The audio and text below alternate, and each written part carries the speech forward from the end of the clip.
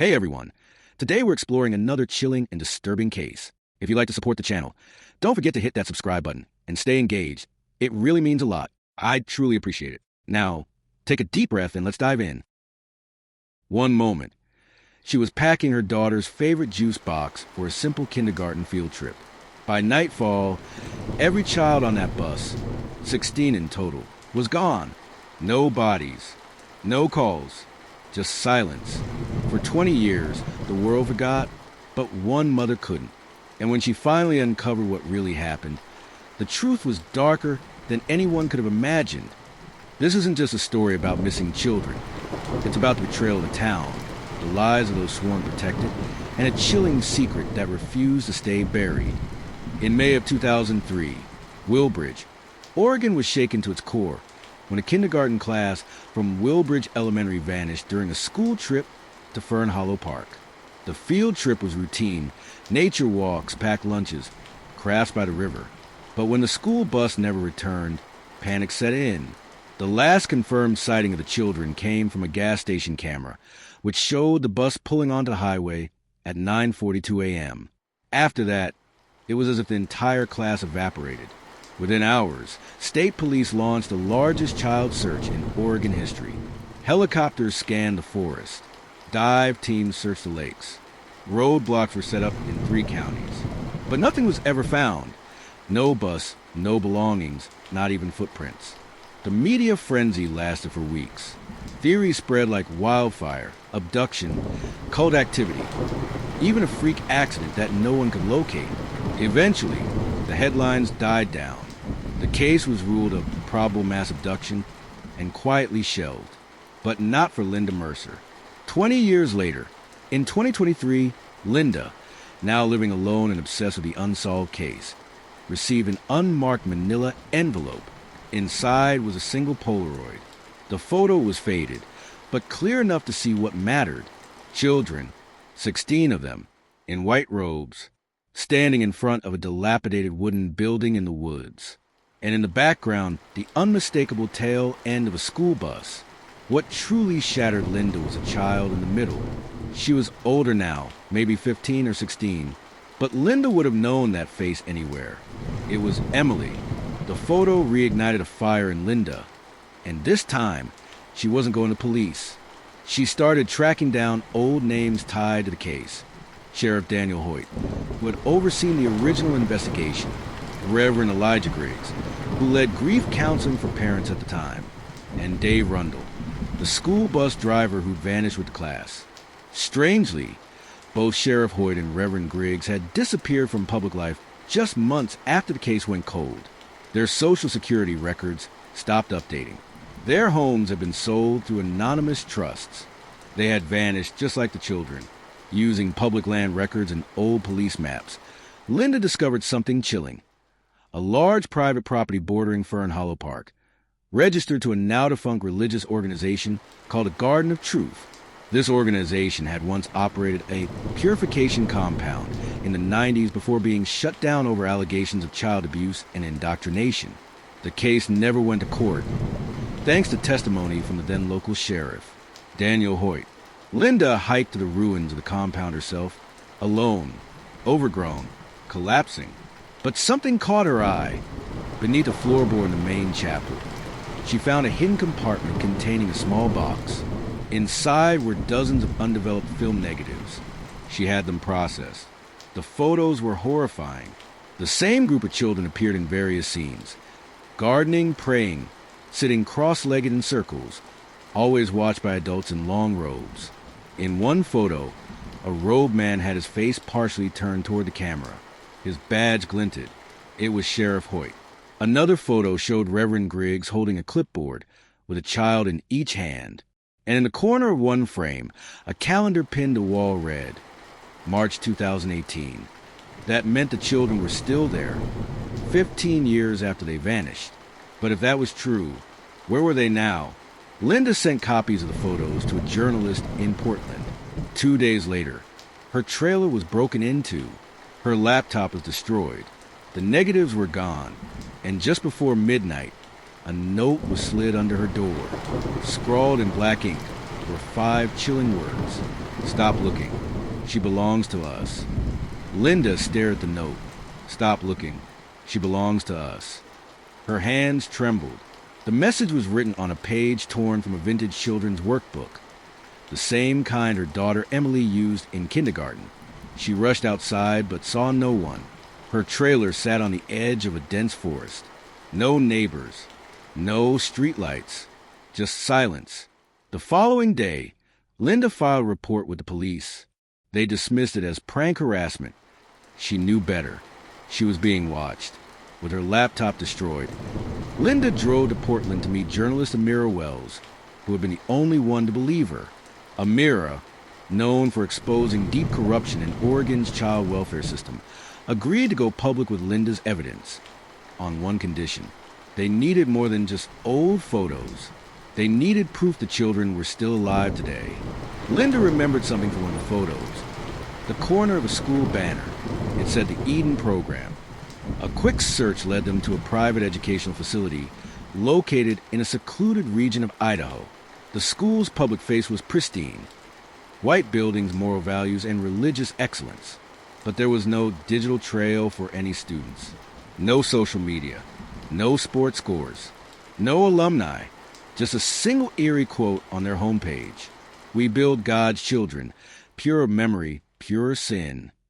Amira had a plan. She posed as a donor interested in funding Christian education initiatives.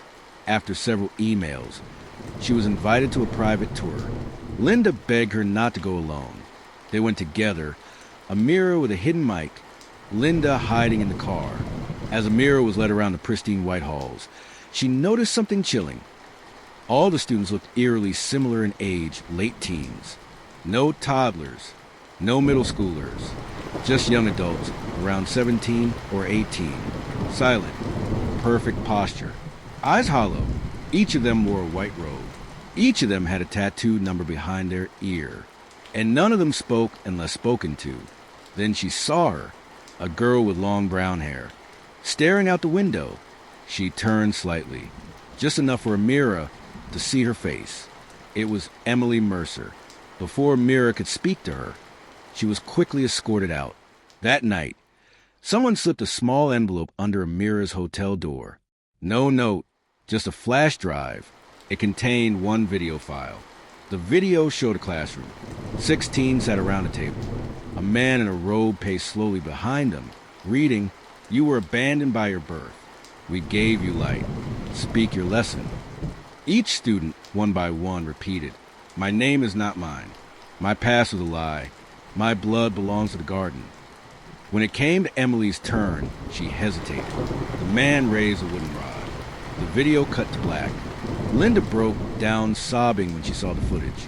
Emily was alive, but brainwashed, reprogrammed. She wasn't a little girl who loved dandelions and juice boxes anymore. She was someone else, someone they made. And Linda had one horrifying realization.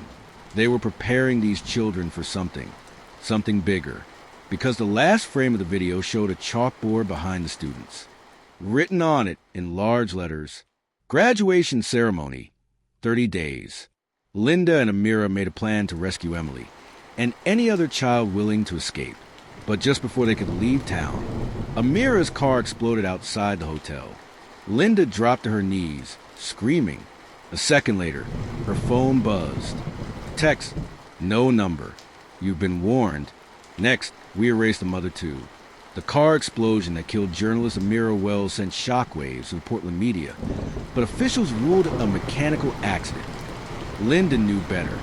She tried to speak out, but when she brought her evidence to local police, she was met with cold, rehearsed responses. There's no such program registered in Idaho. Your daughter died in 2003. We have the paperwork. Ma'am, we suggest you seek grief counseling. It became clear someone higher up was pulling the strings. Terrified but undeterred, Linda fled Portland. Before her death, Amira had uploaded the video footage to a private, encrypted cloud. Linda now had access. And buried in one of those files was something chilling. A detailed itinerary for an upcoming event. The Garden of Truth graduation ceremony. Location, the Eden Grounds, Idaho. Date, June 12th, 2023.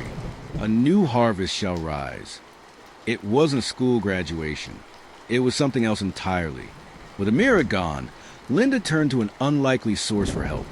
A Reddit group called Missing But Never Gone, a digital community of people investigating cold cases and suspected cult operations.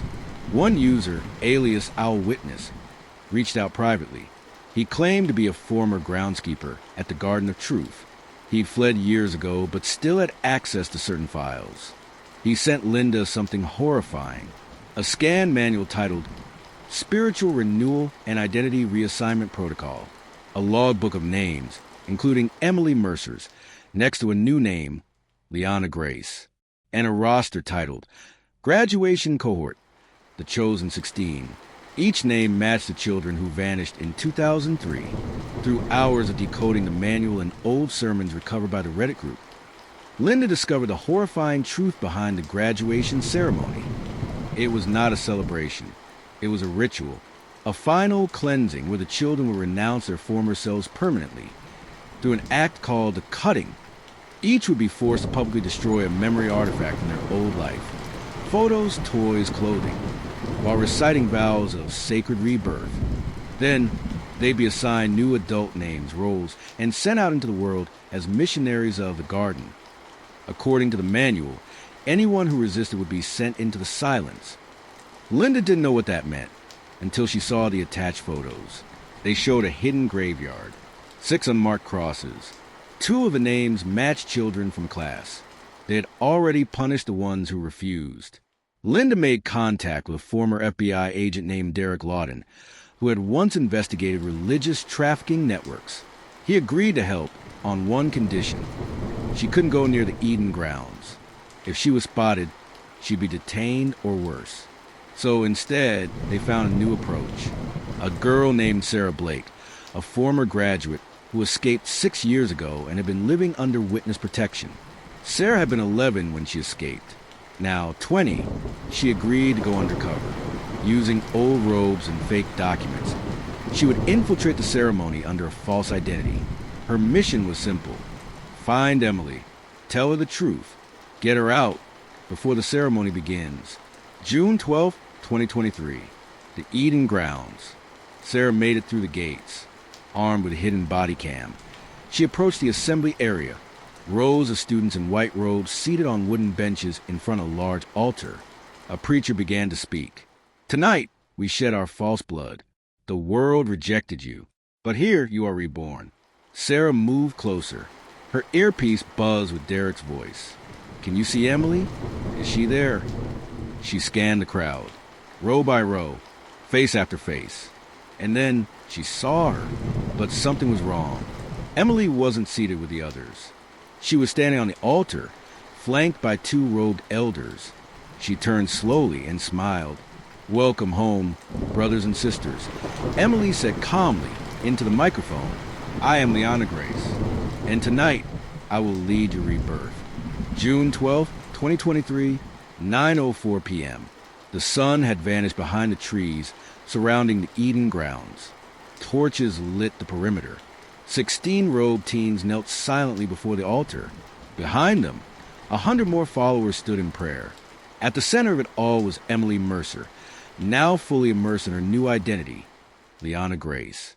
She looked calm, poised, radiant, as if she had never known another life. Tonight, she spoke into the microphone, we burn what was, we embrace what is. Our past was their lie. Our future is ours. Her voice was hypnotic. Her followers were locked in. And from a distance, hidden behind a tree line, Sarah Blake, the undercover former cult member, was watching everything through a live body cam feed, broadcasting directly to Linda and Agent Derek Lawton. Sarah slipped through the side of the crowd, moving closer to the stage. Every second was dangerous. One wrong glance, one wrong move, and she'd be exposed. She whispered into her mic, I see her. She looks like she believes this. It's like she's forgotten who she was. Derek's voice crackled back. Try the name. Try her real name. Sarah moved aside of the altar, just within Emily's line of sight. She lifted her head and said, quietly, Emily, it's me, Sarah Blake. You were 5 years old. Your mom sang you to sleep with that purple elephant toy. Do you remember? Emily froze, just for a second. Her hand, raised mid-chant, trembled slightly. The mask cracked, but then she blinked, looked away, and smiled eerily. That name no longer lives here, she said, her voice cold. Security. 2 robed men appeared beside Sarah. She turned to run. Chaos erupted. Screams. Shouts. One of the followers yelled, "Outsider!" Another tried to tackle her. Sarah sprinted through the darkness, body cam shaking violently, breath ragged. From her earpiece, Derek's voice screamed, "Get out now! Go to Checkpoint Delta." Sarah reached the fence line and jumped into the forest. She ran through the trees until she saw the headlights of a black SUV. Derek yanked open the door, pulling her inside.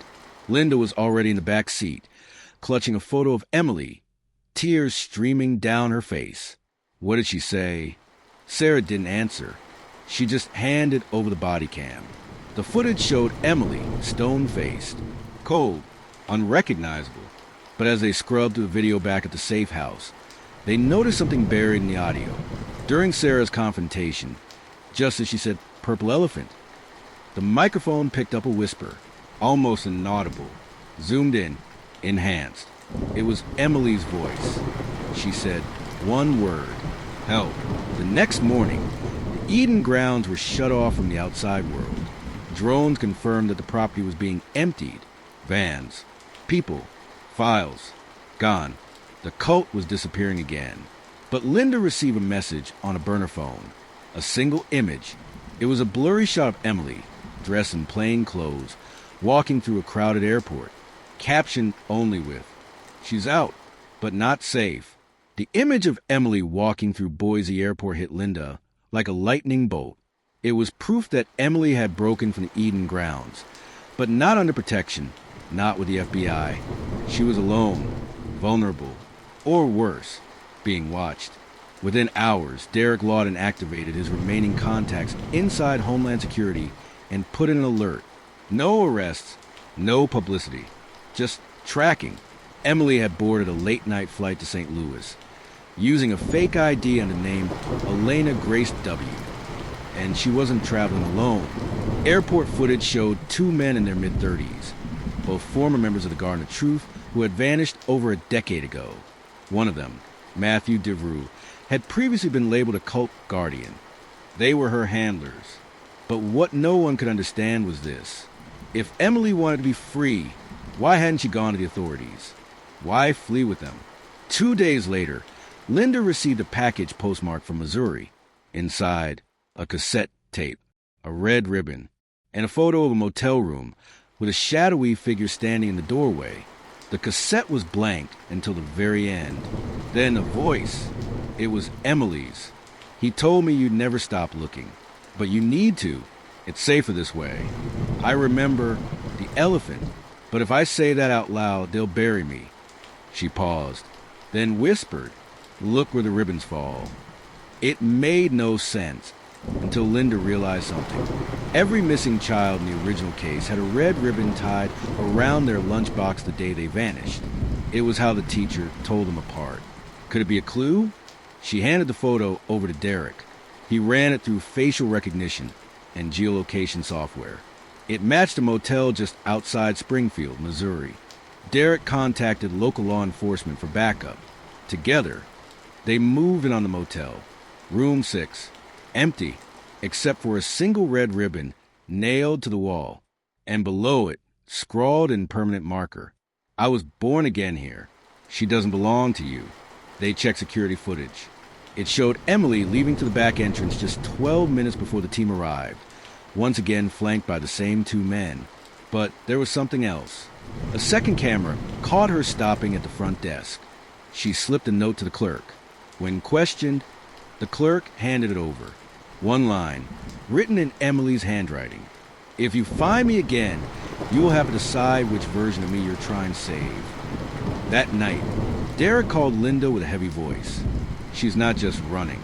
She's being moved, or she's moving others. The garden might be gone, but the ideology isn't. And if she's still their symbol, She could be leading something much bigger now. Linda collapsed into tears. Was her daughter a hostage or a willing prophet? Was help a cry or a trap? 3 days later, a string of missing persons reports started coming in from towns across Illinois and Indiana. All teens, all gone within 72 hours. Police found pamphlets left behind in each case. They were titled, "The Second Harvest, Calling for the Purer." At the bottom of the page, one name was printed in bold script, Liana Grace. It started quietly. 3 teens vanished from Terre Haute, Indiana. Then 2 more from a foster home in Decatur, Illinois. A week later, 4 high schoolers disappeared after attending a so-called spiritual youth retreat in Dayton, Ohio. Different cities. No forced entry. No ransom demands. But the same calling card. A small white pamphlet tucked into each of their rooms. On the cover, "The Second Harvest, a New Beginning." Inside, a message: "We don't steal them. We awaken them. The world lied to them first. We only show them the truth." LG. The initials were unmistakable. Liana Grace. Emily Mercer. Linda was spiraling. Every new report pushed her further into despair. She wasn't losing her daughter again. She was watching her become someone else entirely. She told Derek Lawton, "She's not just spreading their message now. She's making it hers. She's evolving it. And those kids, they're not being kidnapped. They're being converted." Desperate for answers, Linda reached out to Sarah Blake, the former cult member who had once infiltrated the ceremony. Sarah had been tracking chatter in closed forums used by former Eden affiliates. She uncovered a chilling rumor. A secret gathering was planned in rural Ohio. Not a sermon, not a retreat, a ceremony. The name? The Blooming.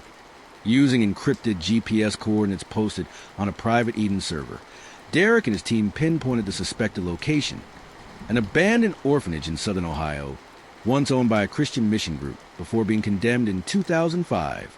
Now, it had been quietly bought by a private religious trust.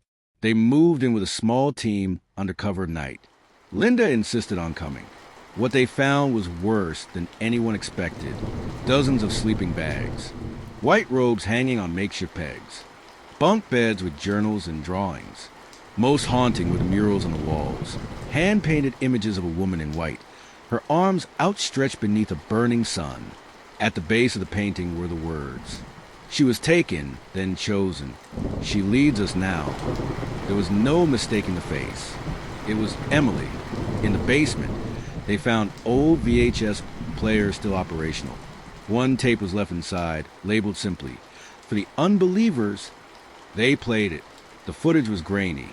It showed Emily, no, Liana Grace, standing in front of a semicircle of teens, all kneeling. "You are not abandoned. You are reborn," she said calmly. "I was left behind once too, forgotten by the ones who gave me life.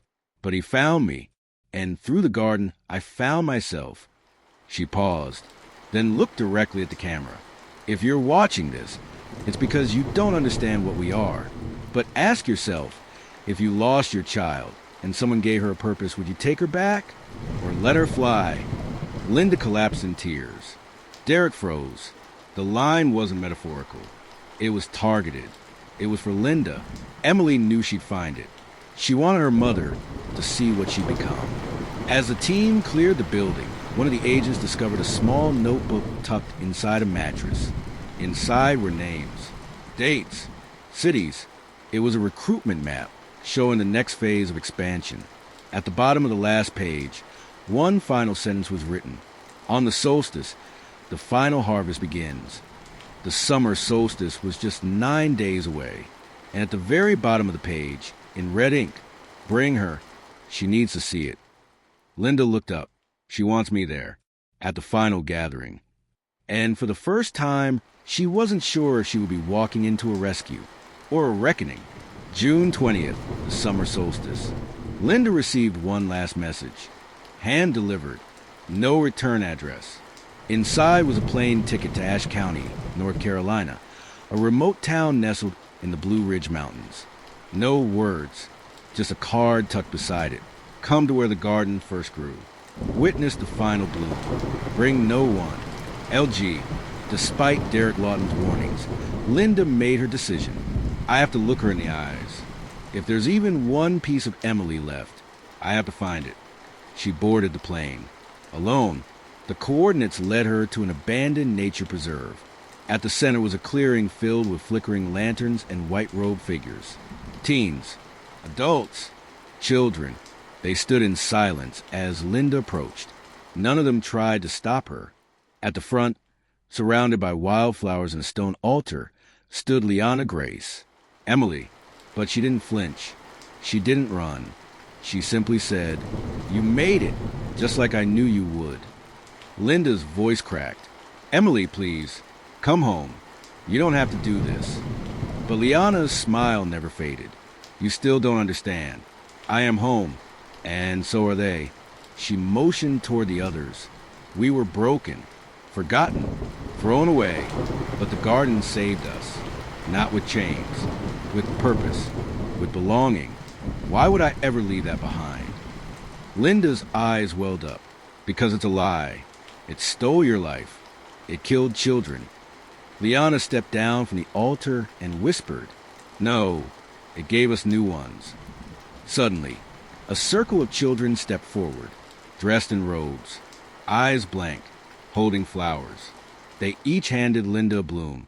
Then Liana spoke, her voice rising. "Tonight is the blooming. They choose. We don't take. They walk freely into the light, or they return to the world that betrayed them. You are the witness, just like my first mother was meant to be." Linda's hands trembled. She realized something chilling. This wasn't just a ritual. It was a test. They wanted her blessing, her surrender, her permission to let Emily go forever. Derek's team, watching from surveillance drones hidden nearby, radioed in, "Say the word, and we storm in. We end it, right now." But Linda said nothing. Liana extended her hand, not to be saved, but to say goodbye. You can't save someone who doesn't want saving. You can only choose whether to love them anyway. Linda stared at her daughter, or whatever was left of her.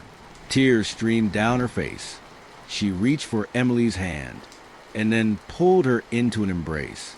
"I will never stop loving you," she whispered, "but I won't let you hurt anyone else."